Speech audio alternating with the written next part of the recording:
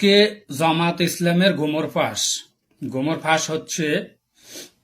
আমি এতদিন ভাবতাম যে জামাতের লোকেরা কেউ গালি দিলেও কেউ বদনামি করলেও কেন চুপ থাকে। চুপ থাকার কারণ হচ্ছে, একটা ভিডিওতে দেখলাম, ভিডিওটা কিন্তু আমার আইডিতেও আছে, আপনারা গিয়ে দেখতে পারেন। তারা ৩০০ আসনের প্রার্থীর নাম যখন ঘোষণা করছে, আমি দেখে অবাক। মানে যে তাদের প্রতিটা প্রার্থীর নামের সাথে কেউ ডক্টর, কেউ ডাক্তার, কেউ ইঞ্জিনিয়ার, কেউ ব্যারিস্টার, মানে এমন একটা লোকের নামের সাথে যে আব্দুল্লাহ বা আব্দুর রহমান এরকম খালি কোনো নাম নাই। প্রতিটা লোকের সাথে নামের সাথে বড় বড় ডিগ্রি। তাই তো গ্রাম্য একটা কথা আছে যে উনা কলসি ঢগর ঢগর করে, ভরা কলসি কখনো লড়ে না।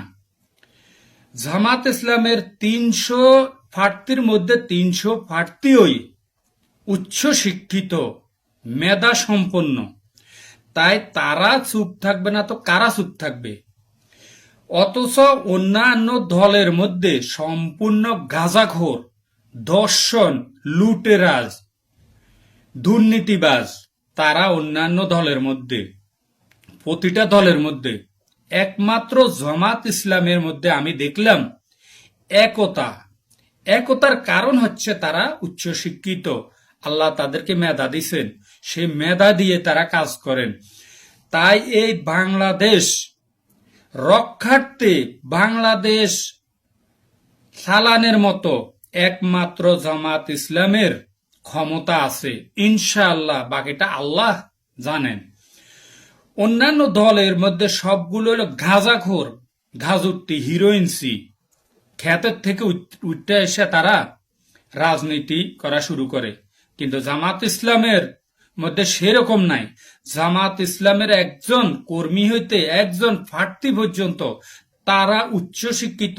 যেমন শিক্ষিত দুনিয়াবি নিয়ে, তেমন শিক্ষিত তারা আখেরাত নিয়ে। তাই আমরা ভুল সিদ্ধান্ত না নিয়ে আমরা সঠিক সিদ্ধান্তটা নিব। আপনারা আমার আইডির মধ্যে ওই ভিডিওটা দেখে আসবেন যদি আমি মিথ্যা কথা বলে থাকি। তো আপনারা ভুল সিদ্ধান্ত নেবেন না, সঠিক লোককে সঠিক জায়গায় বসাবেন। এইবার আশা করি আপনাদের কাছে জামাত ইসলামকে আপনারা জয়ী করবেন ইনশাআল্লাহ।